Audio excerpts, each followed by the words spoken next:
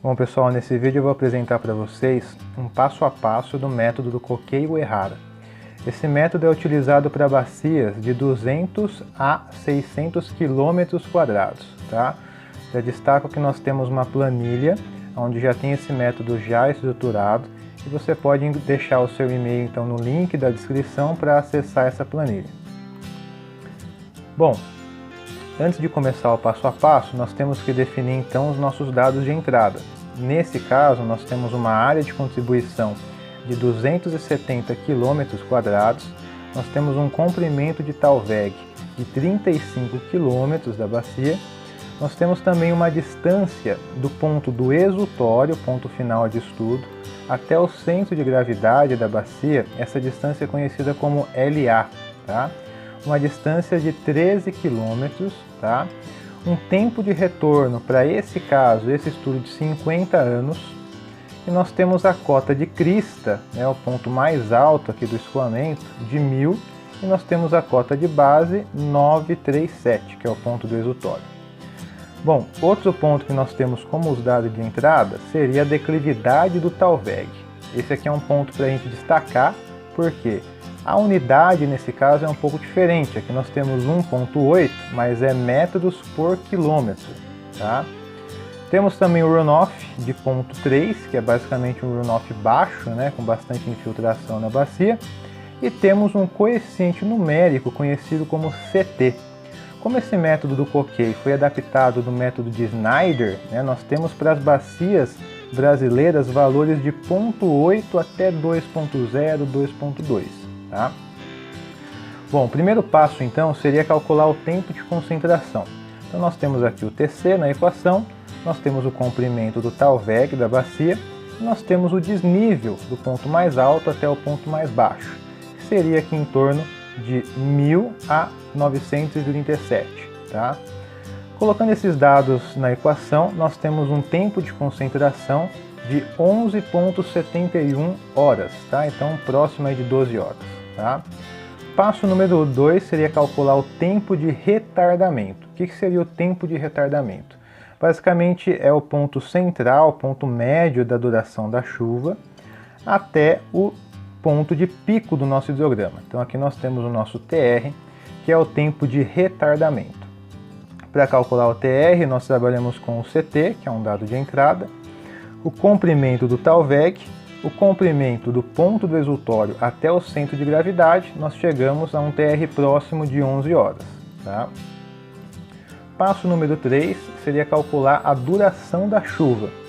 A duração da chuva, nesse caso, é representada pelo TD, onde nós temos aqui também no nosso hidrograma. Tá?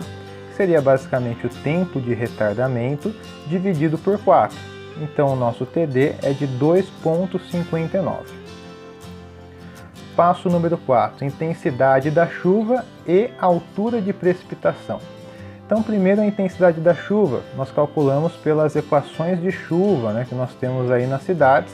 Inclusive esse manualzinho aqui do DAE possui várias equações de chuva, curvas EDF para todo o estado de São Paulo.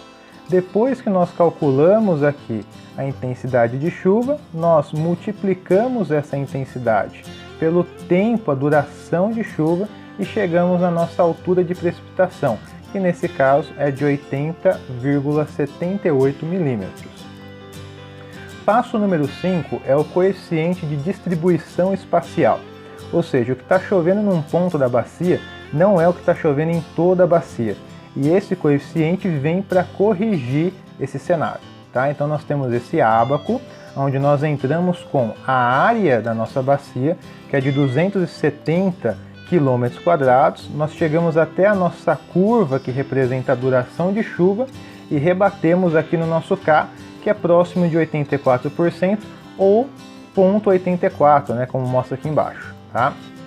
Passo número 6, calcular a chuva uniforme na bacia. Tá? Então aqui a chuva uniforme é representada pelo HU, né? Então é o coeficiente espacial vezes a altura de precipitação na bacia. Então nós temos aqui um valor próximo de 68 milímetros. Passo número 7 é calcular a chuva excedente. Para essa chuva excedente, nós utilizamos o HU, que a gente acabou de calcular no passo número 6, multiplicamos pelo coeficiente de runoff. Então nós chegamos aqui a uma chuva excedente de próximo de 20 a 21 milímetros também de altura. Passo número 7 é calcular o volume do escoamento superficial direto, tá? Ou seja, seria a nossa lâmina excedente vezes a área da bacia. Com isso nós chegamos a um volume em metros cúbicos, né, para esse passo 8, tá? Que seria basicamente essa ilustração aqui embaixo, representando uma bacia de 1 metro quadrado, né? Nesse caso nós temos uma bacia muito maior, de 270 metros quadrados, quilômetros quadrados, né? Uma bacia bem mais representativa. Multiplicando pela lâmina excedente, nós chegamos no volume. No passo número 9, nós temos a vazão de cheia. Então nós temos aqui a equação que utiliza esse volume que nós acabamos de calcular no passo número 8, e com isso nós chegamos na vazão de cheia próxima de 77 metros cúbicos por segundo.